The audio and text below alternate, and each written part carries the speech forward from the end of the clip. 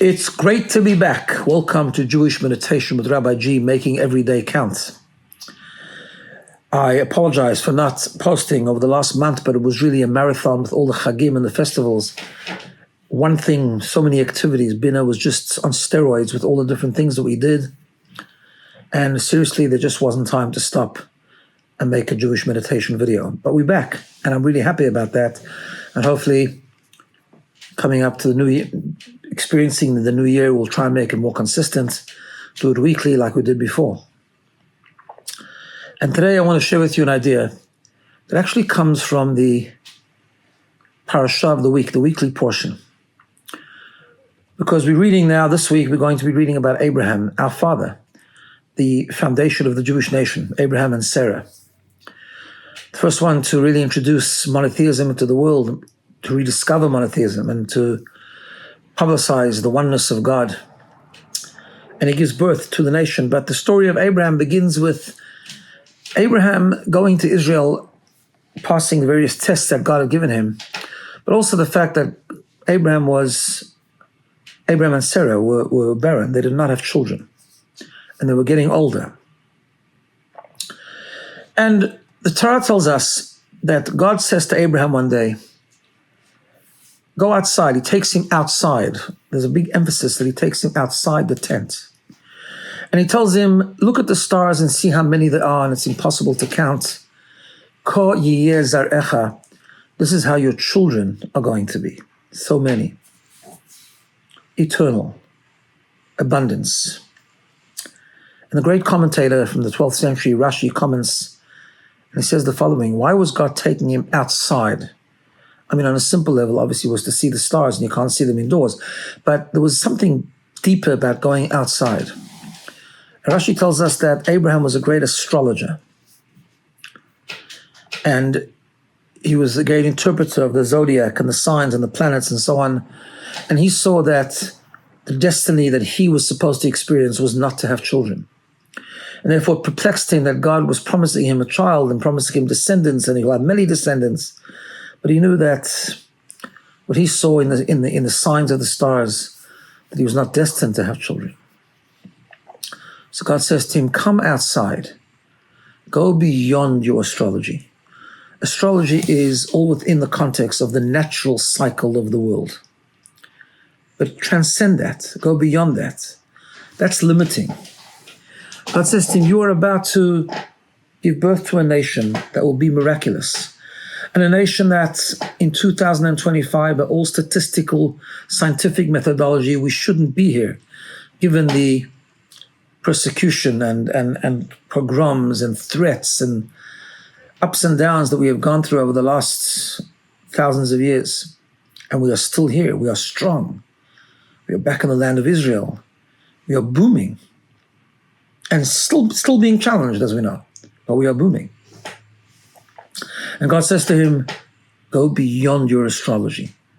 Lift yourself up beyond teva, beyond nature, as it's called. Yes, of course, there's the natural cycle of the world. And that's why God created the world, to conform with some sort of natural routine. But there's also that connection to that which transcends nature.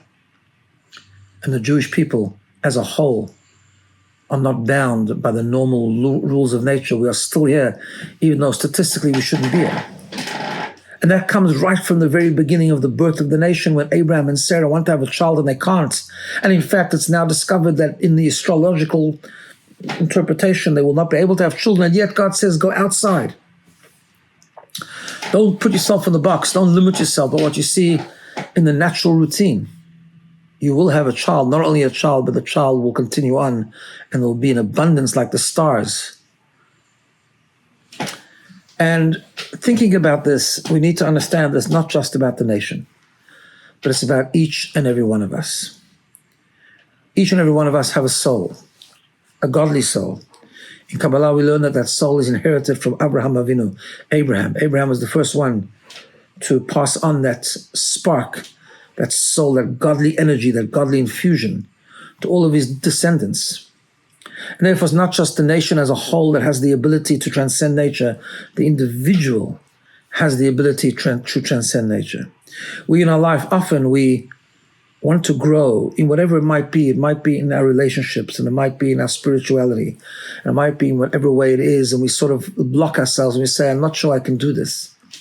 I don't think I have the talent for this. I don't think I have the strength for this. I'm not sure I have the grit for this.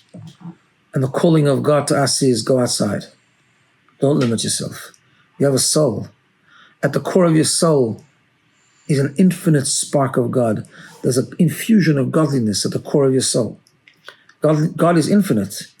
And of course, we are people. We are not infinite, but we have an infusion of infinity, which gives us an amazing ability to go beyond our potential. We should never say, I'm too old. I'm too used to this. I'm a creature of habit. I don't know how to overcome this particular weakness of mine that's affecting my relationships.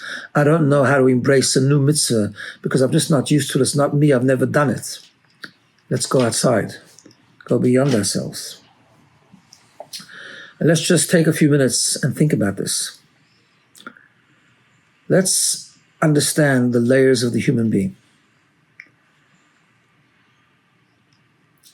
But we need to notice, we need to look, we need to become aware. So for a moment, just turn your attention to your breathing. Just notice every breath, inhaling and exhaling. Don't let your mind wander or try not to. Focus, breathing in, be aware and feel the breath coming out.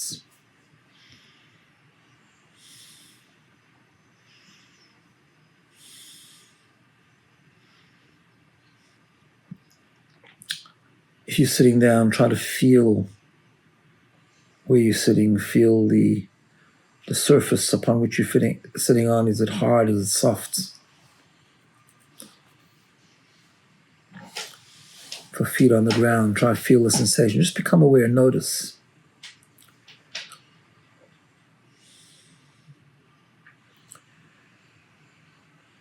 And if you're in the process of noticing, just try for a moment just to feel and become conscious of all different parts of your body, your head. Think about your nose, your ears, your mouth, your arms, your legs, your abdomen. Just think about them, notice them, feel them. And then understand that's your superficial, your external. An important part of the human experience is the way we express ourselves. We touch with our hands. We see with our eyes. We smell with our nose. But it's an exterior. There's something deeper, the soul, the neshama, expressed in every breath. Your body is a temple of the soul. It's just an expression of the soul. It's a place where the soul can express itself. So it's less tangible, but think about your soul.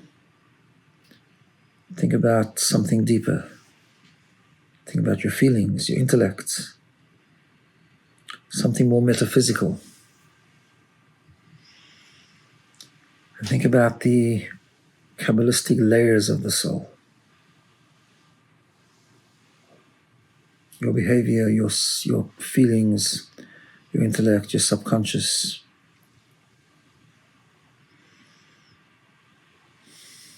Connect deeper than the body. Breathe in deeply and express your soul. Think about who you really are, your values, your spirituality, your godliness. And then think about the essence of the soul, the fifth layer. The spark of purity, the spark of godliness. It's that infusion of infinity. It's your connection to that which is higher than nature. Connection to transcendence. Where you can lift yourself up. Soar high. Grow. Go beyond your perceived limitations. Infinite potential.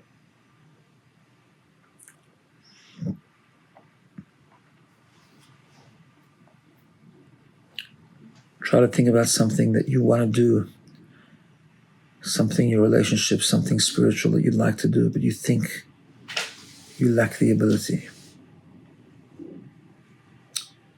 Think about the essence of your being, the spark of infinity, the godly spark. You could do it. You could try. You can take the next step. And I think we need to remember every time in our life we think we should do something, but we think we can't. Stop, close your eyes, and think about your depth. Think about your infinite potential. Think about your infinite soul. And take the first step. Have a wonderful day.